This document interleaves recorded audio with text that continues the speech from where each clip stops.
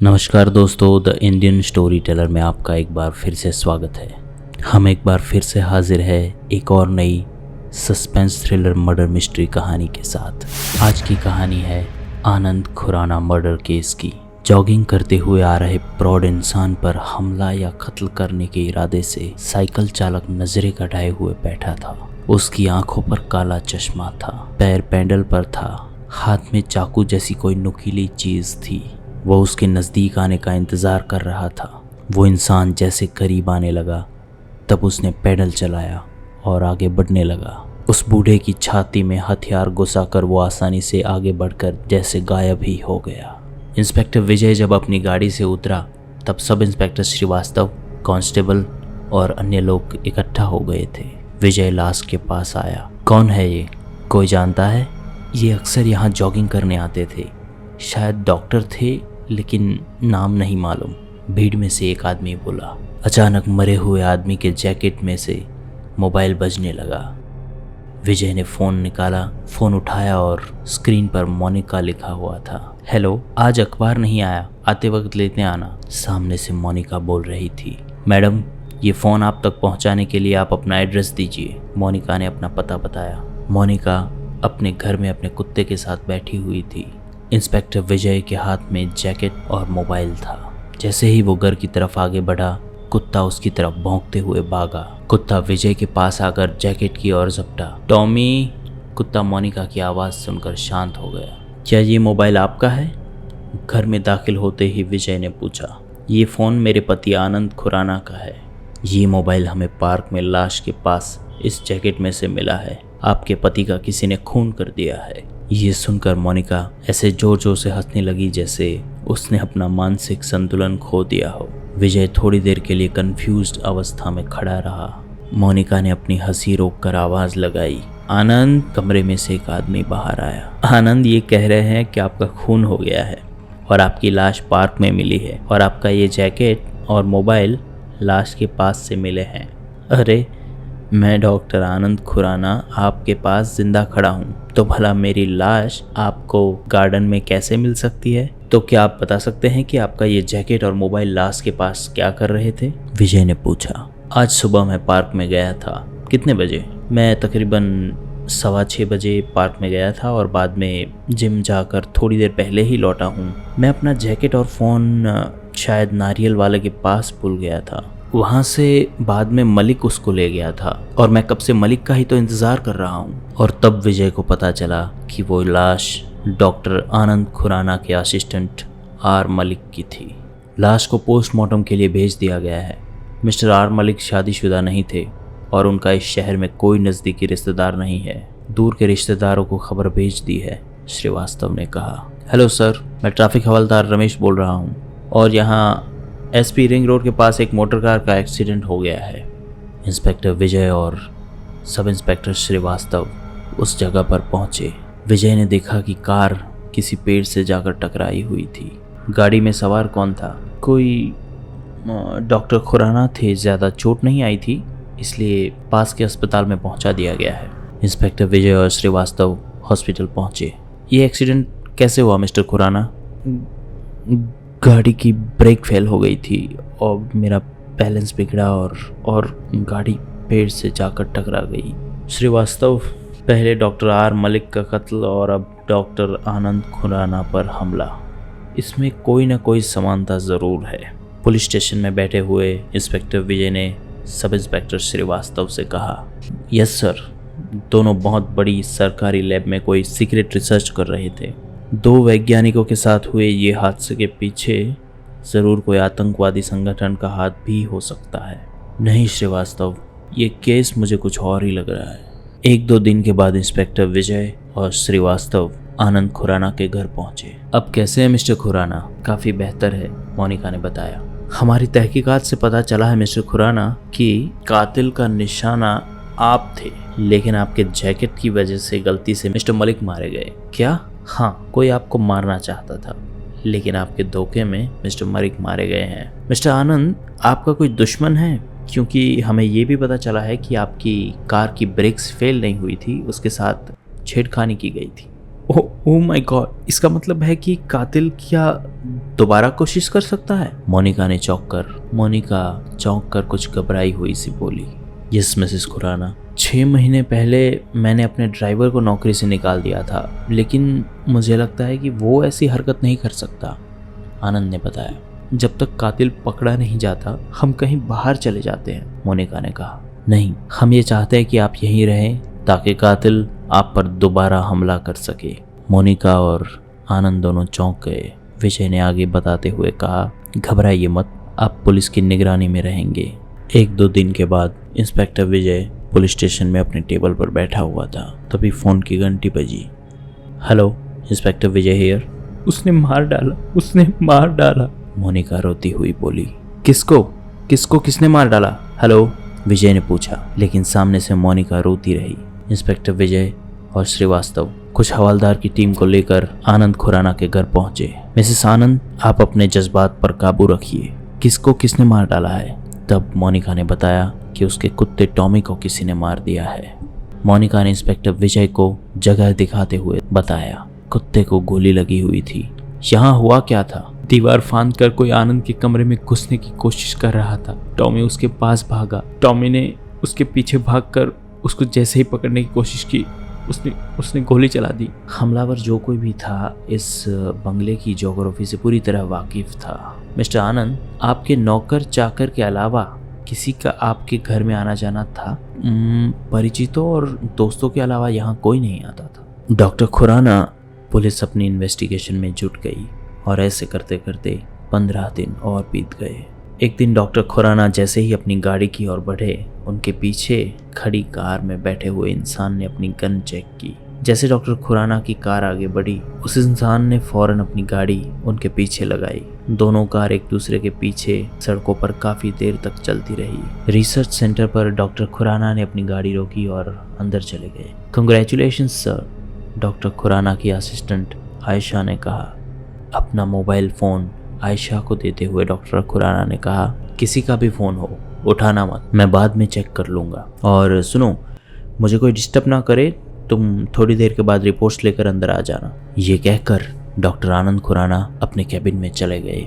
थोड़ी देर बाद आयशा रिपोर्ट लेकर अंदर आई और उनको सुनाने लगी। रिपोर्ट्स के एंड में डॉक्टर खुराना ने कहा, आखिर वो दिन आ ही गया जिसका सपना हर वैज्ञानिक देखता है। तभी उनकी ऑफिस के बाहर वो कार आकर रुकी जिनमें वो आदमी साए की तरह डॉक्टर खुराना के पीछे लगा हुआ था। जैसे ही उसने गाड़ी का कांच खोला, वैन से इंस्पेक्टर विजय ने उतरते हुए पूछा, is everything all right Desai? वो आदमी वास्तव में पुलिस का आदमी था। उसने जवाब दिया, यस सर। रास्ते में कोई खतरा या परेशानी? नो सर, सब कुछ ठीक था। ठीक है, तुम यहीं लगे रहो। श्रीवास्तव, चलो पुलिस स्टेशन। इंस्पेक्टर विजय के हाथ में मरे हुए कुत्ते का फोटो था। श्रीवास्तव और इंस्पेक्टर विजय बैठकर कुछ सोच रहे थे। तभी पुलिस स्टेशन का लैंडलाइन बजा।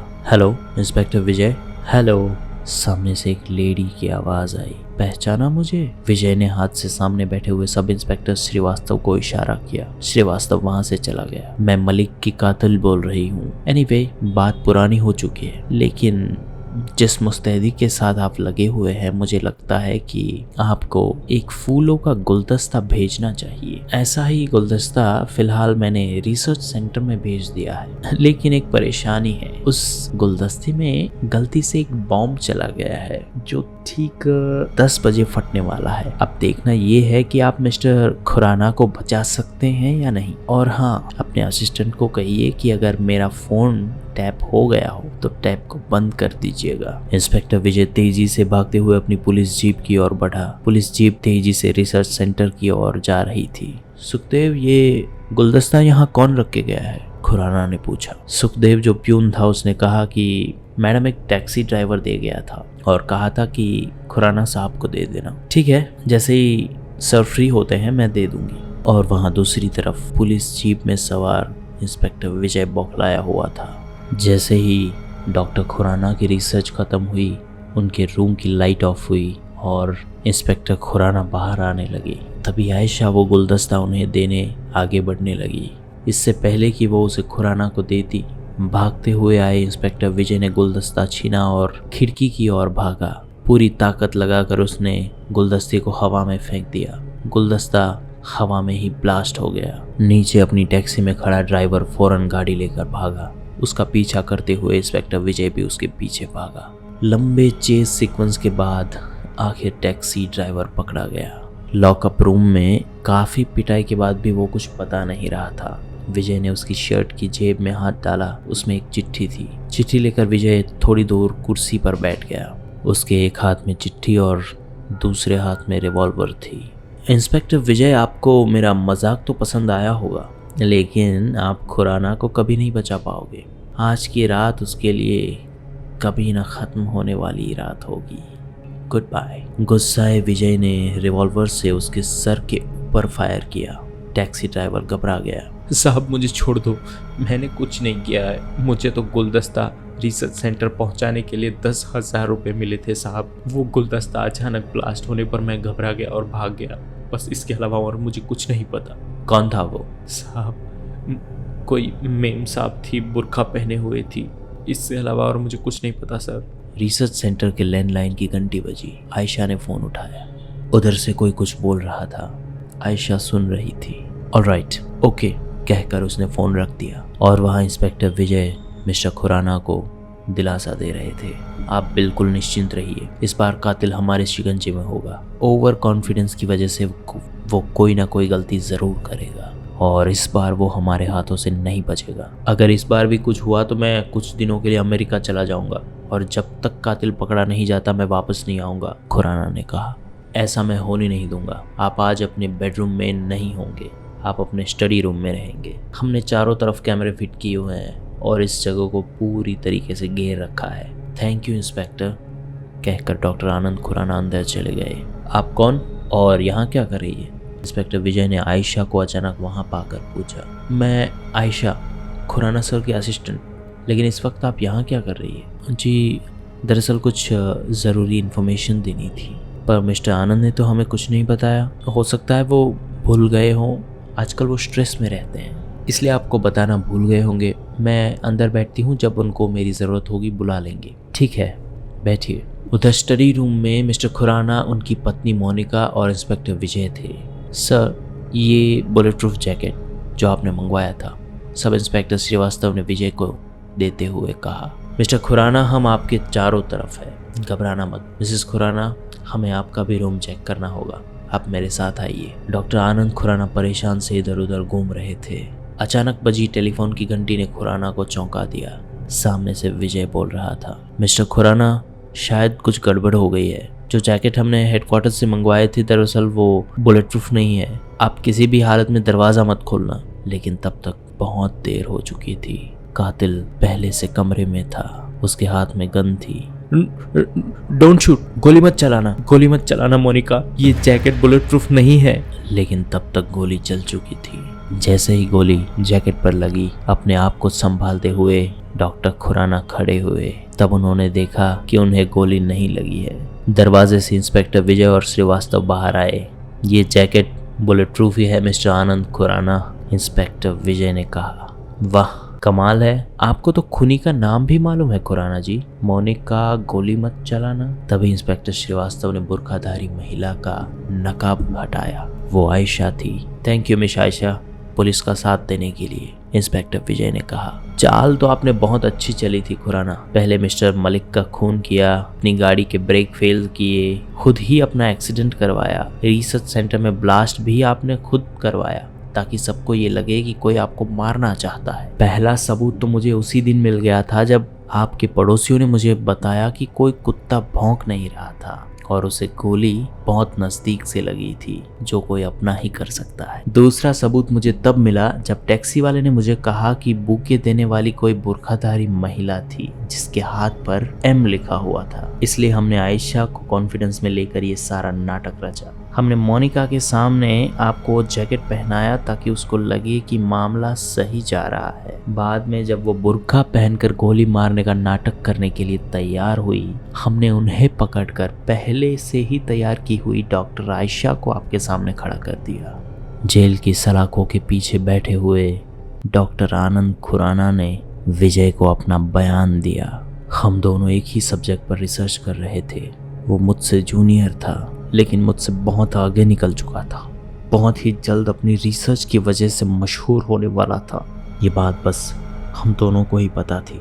इससे पहले कि सबको पता चले, मैं उसको मारकर उसका रिसर्च लेकर देश के बाहर भाग जाने वाला था। अपने ऊपर हो रहे हमले का बहाना बनाकर बहुत जल्द तुम सबसे दूर चला जाने वाला था। पुलिस गुमराह होकर केस बंद कर देती और किसी को कुछ पता नहीं चलता। इंस्पेक्टर विजय आंखें बंद किए हुए एक हाथ सर पे रखकर सब कुछ सुन रहे थे।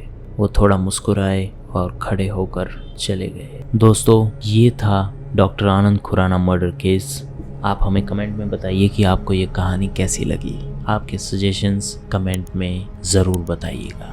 हम हाजिर होंगे एक और नई कहानी के साथ अगले हफ्ते। नमस्कार।